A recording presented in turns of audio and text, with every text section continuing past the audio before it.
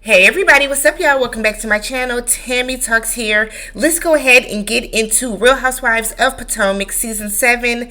This is episode 4, Not All Fun and Games. If you're brand new to my channel, I do breakdowns on various TV shows, both scripted and reality, interjecting my own thoughts, opinions, and theories into each and every recap. So, if you enjoy that type of content, hit that subscribe button, thumbs up the video, all that good stuff. Alright, so the episode picks up with Wendy. She's out with Eddie and the kids. So it looks like the boys are at like a like a football practice of some sort. And she's talking to Eddie about this Nigerian bar she wants to open with Peter. So she's like, our buddy. And Eddie was like, no. That's your buddy. He ain't my buddy. So I was like, oh, there's already a little bit of tension, which is just going to play on more hesitancy that Eddie's going to have towards opening up this restaurant. So she tells him, it's $1.6 million, and because I am not a 50-50 partner, I'm not going to be there all the time. So Eddie would say, okay, 1.6, sure.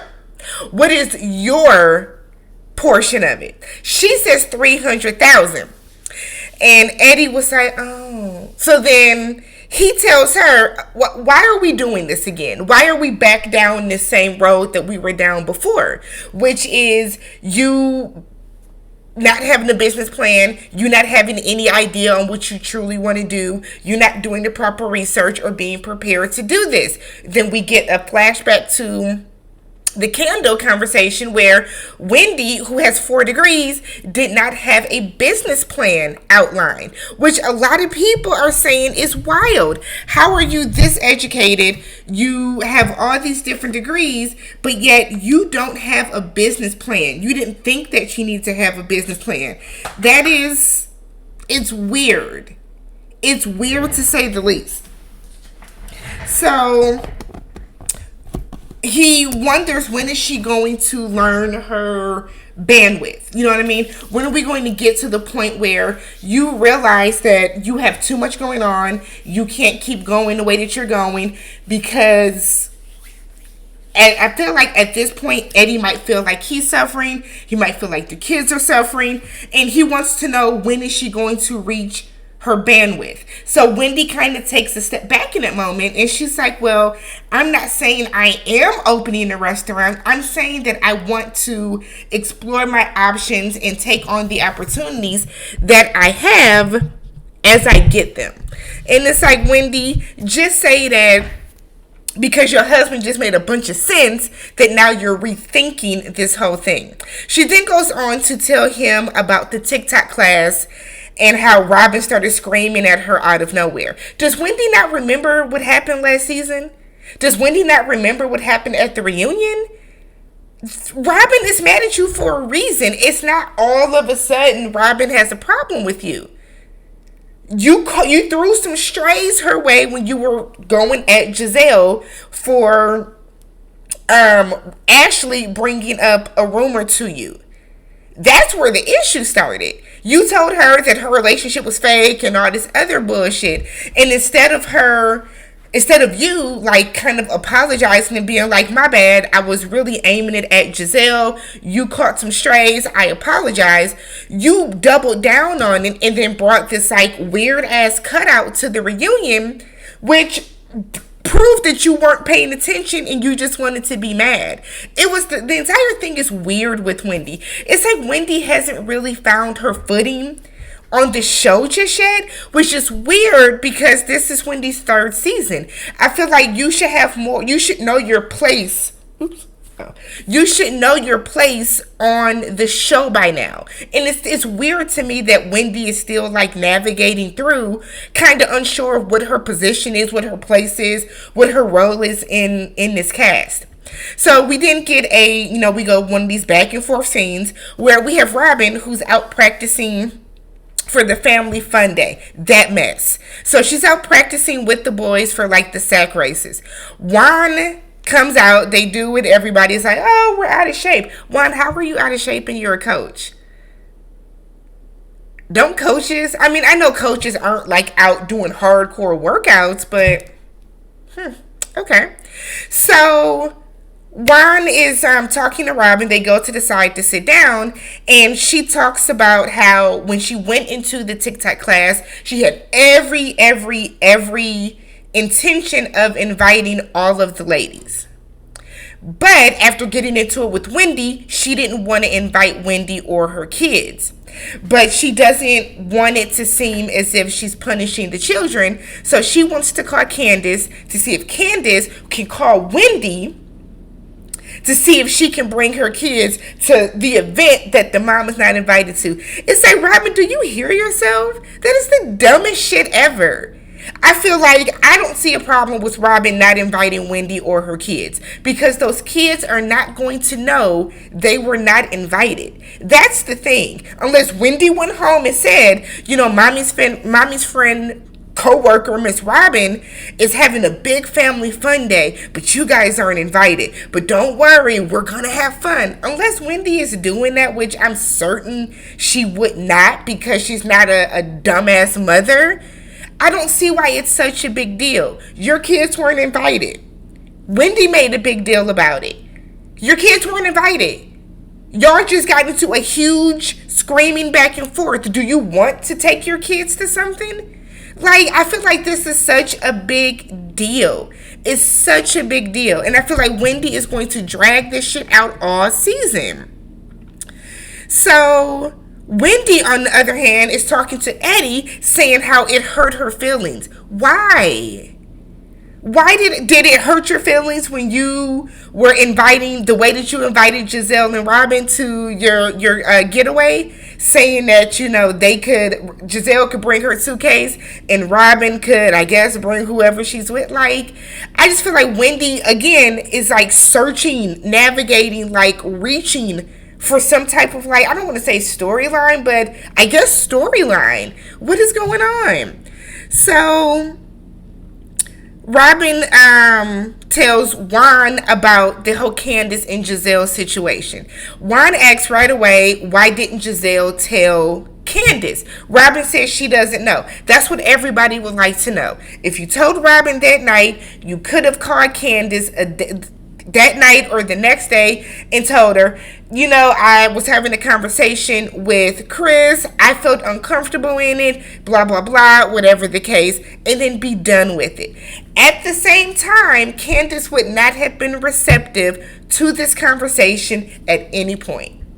So everybody that's saying that, she should have told her, yeah, she should have told her right away, or sooner than, filming, but Candace wouldn't have been receptive, whether it was the day after the reunion, whether it was right after it happened, or whether it was now 5 months later. Candace was going to always have the same reaction. The viewing audience was always going to have the same reaction. I got called so many names in my comments. Y'all were mad. My whole thing is, if someone says they're uncomfortable, then they are uncomfortable. It doesn't excuse the other stuff that Giselle said, but if I say that I was uncomfortable in the situation, you can't tell me I wasn't. I don't give how messy of a person I am, how awful of a person I am. You can't tell somebody they weren't uncomfortable. That's like telling somebody you're not really happy like you said you are. You're not really angry like you said you are. Like, to me, it's just stupid. I do think Giselle clearly never has a storyline. Clearly. But they're going to rock and sock with her. So if Candace ignores this, it won't be a big deal. But Candace, and I think we're going to see Candace breaking up constantly, because that's Candace's storyline. Because the baby storyline was what? 1.5 episodes. So Juan feels like Chris should have just talked to Giselle and call it a day. I agree with Juan. If Giselle tells Candace, I feel uncomfortable, Candace, you go home, you tell Chris. Giselle said she felt uncomfortable. It can be a quick conversation between the two of them. Aside from Candace feeling like you're dead to me and you're trying to besmirch my name, and then Candace tweeting that Giselle accused him of sexual assault. I guess I'm confused as to why she didn't have the same venom towards Ashley, who blatantly said to her, I thought that Chris was trying to talk to my friend. I thought I was thinking he thought that my friend was cute. Maybe that's just me. So Wendy is telling Eddie, and Eddie was like, Chris that cooked for her? Yes, Chris that cooked for her. Yes, the Chris that she has seen before. People you're familiar with can definitely make you feel uncomfortable, but I guess not in Potomac world. So Robin goes in and FaceTimes Candace to ask her to bring Wendy's kids. Candace said, sure, I'll ask. But then in her confessional said there's a 99% chance Wendy is going to tell me to go to hell. As she should. Don't ask if you can take my kids to somewhere that I wasn't invited to. What? So we get over to Karen. Karen is throwing away perfectly good food. We are headed towards a recession. We are looking at inflation levels out of this world. People are homeless. People are hungry. And Karen is throwing away perfectly good food because she went to the doctor for a physical. And I didn't understand if she was allergic to chicken or she's not digesting chicken well. But it was a stupid, very wasteful scene. Very, very wasteful scene. I'm hoping that it was just for TV. That was like just an empty plastic bag. And she took that shit out the bag. Because you can take that chicken to a soup pantry or give it to somebody else. So we then get a FaceTime with her and Raven. Raven is still living her best life in, I think they said Raven's in New York. She went to the Met Gala. All this type of stuff. Karen is telling Raven how Ray has an issue with the fact that she got, the breast lift, the boob job, whatever she had done. And Karen told Raven, your father thinks that this is a bad example for you, not realizing that, they're at an age now where they talk woman to woman. So we get that whole scene with her. We then get Ashley. Ashley is meeting with her publicist who comes over, and Ashley and Michael have written out this long ass statement that it's so long and unnecessary, y'all. So they have this long statement, and while she was reading it, I was like, if y'all don't just say we've decided to go our separate ways, we would appreciate privacy during this matter, because that's really all celebrities have to say. They're not going to get the privacy they want. The public, we're going to always speculate. We're going to always guess what happened, and we're always going to spin our stories based on things that people have thought that they've seen within your relationship in the past. That's just how it works. So Ashley wants Michael to be able to go out and date and do everything that he wants to do. And it's like, oh, Ashley. So her publicist was like, well, just so you know, okay, people are still going to make assumptions. People are still going to say whatever they want to say because that's just how this works. Okay, so she tells her we need to get ahead of this, put this out before Mother's Day so we control the narrative. So basically it means let's put this story out early April, which is next week their time, so that way by, it's talked about for a couple of weeks. By Mother's Day, the story's going to spin to maybe you being a good mother and blah, blah, blah, and all this type of stuff. It's a good strategy, one that I feel like Ashley seemed apprehensive about. So we get to this raggedy ass family fun day, y'all.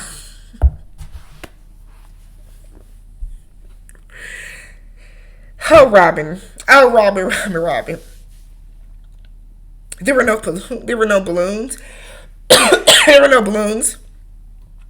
She didn't have like balls or anything out there. Not a soccer ball, not a basketball, no nets, no nothing. The food was over on this table, like the foil was coming off. The wind was blowing the tablecloths over. A mess, Robin. A complete and utter mess. Mia and her family arrived first. Mia G and the two younger kids. Mia comes in and said, Mia said in her confession, I know Robin is regular, but I did expect a little bit more. I expected more too. Just like, Lord, Robin, you couldn't even get a balloon medley to have everybody just walking aimlessly through this park. So her 13-year-old did not come. He said he has friends. He don't need to be on TV for you and your benefit. And Mia was like, I should have listened to my 13-year-old because I don't want to be here either. Mia, aren't you broke now? Okay. I'm just saying, we have not seen Mia host an event yet. So I feel like until you host something, Mia, I don't know if you can really cast your judgment just yet. So we get Mia asking about Juan, because if Juan is not right here with Robin, people assume that they're broken up or that he's left her or whatever. She said Juan got a root canal earlier that day. I've never had a root canal, but I hear they are horrid. So he said that his face was kind of lopsided, probably from, you know, when they numb you, your face is still kind of drooping a little bit. He didn't want to be the butt of a bunch of jokes, mainly coming probably from Robin and Giselle, who know him the best. So he just didn't come. Robin don't have no prizes. She don't have no awards. She don't have nothing. So when Giselle comes, Giselle brings Grace, the oldest daughter. She's like, how much time did you spend planning this, Robin? Like, there is nothing together. So Giselle starts, putting teams together and saying what they're going to do. And it's like, oh, Robin, don't host nothing else. Don't host nothing else. Karen arrives with a mask on, saying that her allergies were bad. I believe she was like kind of coughing, sneezing when she got there. I said, okay, this is a bit of a precursor. So Jacqueline then arrives with her estranged husband, and the ladies were all like, we thought you were divorcing. And she said, this is her PP. Everybody was like, what? She said, my parenting partner. So they're going to co-parent the best that they can. So they probably still do things like this so that their kids can still, be together and hang out and do a bunch of different things. So Sharice arrives. Soon as Sharice comes, and it's like walking towards the group. Sharice, why are you there? Sharice's kids got to be grown by now. But Sharice comes, and as soon as she walks over by Karen, Karen starts coughing and walks away. And it's like, I'm going to go over here so I can be on Robin's team. And I'm like, what is going on with Sharice and Karen? It can't be from seasons ago when Sharice said that Karen had that boyfriend. Maybe I'm missing something, but they cannot still be going back and forth about that. But maybe they are. While they're all standing around talking, Candace texts Robin and said Wendy said absolutely not. Robin in her confessional, I thought this was about the kids, laughing. You sound stupid, Robin. You sound stupid. Wendy's in her confessional, and it's like, why would I send my kids off with somebody to somewhere that I'm not invited? Lord have mercy. So Robin is telling the group that, Candace is late, Ashley is late, Wendy's not invited, and she's not letting Candace bring her kids either. So Karen was like, what? What mother would send their children off with somebody else? Apparently Robin would have sent her boys off with Giselle and not thought another thing about it. And that's kind of sad. I still don't think that the kids have to be invited. Karen feels that the kids should have been invited to come play. Them boys didn't miss out on nothing, Wendy. Don't even worry about it. So Giselle tells Sharice, so then they start to do like a potato sack race. And everybody's hopping along.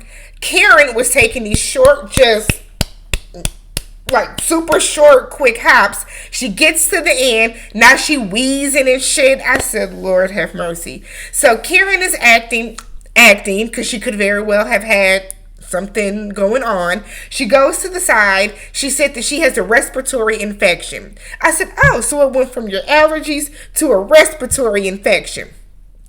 Okay, so she's over there with her hands up in the air trying to breathe. Giselle was like, what's wrong with Karen? What's wrong with Karen? Is it her boobs? It's like, Giselle, please. Go. Where is your daughter? Go talk to Grace. Go find out something. Go see what Grace is doing. So Karen leaves. She has G walk her to the car. Robin walks over and is talking to Sharice and was like, she's leaving because she don't like you. Sharice is like, a lot of people don't like me. A lot of people don't. I don't like you, Sharice, but I don't know you, so I guess it doesn't matter. So everyone's standing around. The kids are deciding what they're going to do next. Robin has no idea what's going on. Giselle was like, what are we doing? What did you plan this at all, Robin? Robin didn't plan it. She didn't plan it. Candace arrives. Candace comes over. She's talking to Sharice, who is sitting next to Giselle. Giselle speaks. Candace doesn't. Again, I don't know what to tell y'all, but I don't see the point in ignoring her. I just don't. If you're that mad, cuss her out, call her a miserable bitch that's reaching for a storyline, and be done with it. I just feel like Candace is going to really give this legs and keep talking about it. I do. Y'all can disagree if you want to. I don't care. But I feel like Candace is going to keep the Chris thing going way more than anybody else on that cast because no one else is talking about it, from what we can see at least. So, even though Candace does not speak to Giselle, she does speak to Grace. So, which is good. She's not like Wendy, who was acting like she couldn't speak to anybody that has ever even said the name Giselle last year. So, Sharice asked Candace what's going on with her. She said a lot, but then she goes on to say that there are people that are desperate for attention and will make up anything for that attention. And again, you're giving light to something that you don't have to. If you know your husband, you don't think that your husband did anything wrong, you think that Giselle is full of shit, fine. Don't bring it up anymore. Just don't bring it up anymore. But that's not what Candace is going to do. Candace is the drama. So they are talking to Ashley about her house. She said everything that she likes, somebody else like comes in and makes an offer on. So it's been a bit of a tedious like ongoing process, going a little longer than she thought. Mia asked her if the separation is mutual. Ashley said that she's starting to believe so because Michael is not trying to fight for the marriage. It could have been a case of Ashley trying to call Michael's bluff, and Michael was like, you want to separate? Cool. No problem here. So she said that, some days are harder than others. Today was a hard day for her because Michael got a vasectomy that morning. So everybody is like, why is that hard for you? And she tells them that it's because Michael thinks she's trying to get pregnant to keep him around a little longer. I said, damn, that man does not like you. Maybe you aged out for him. Who knows? So Ashley in her confessional said that the reason she's emotional about that is because it means that they can no longer biologically have kids, and it makes it feel like everything is very final. Vasectomies do fail. Vasectomies can fail. It's not very, very common, but Ashley, good riddance, girl. Good riddance. It's okay. You will be fine.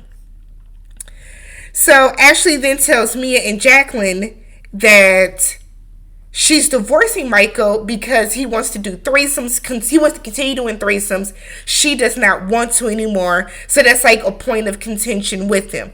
Jacqueline said that her husband is the same way. Mia looked shocked by that. I thought y'all were best friends. Wouldn't you? I mean, as freely and openly as Jacqueline just said it, I would think that would be something that Mia would know. But okay. So then Candace is talking to Ashley, and she said that she canceled her IVF process because her body wasn't responding fast enough for the treatment, so she just kind of feels like a failure. Ashley tells her, you're not a failure, you just need to regroup, and then you can always try again later. IVF does not take for a lot of people on the first try. So Ashley then said that she's been thinking about her, and she wrote her name in her book and sprinkled some dust on it.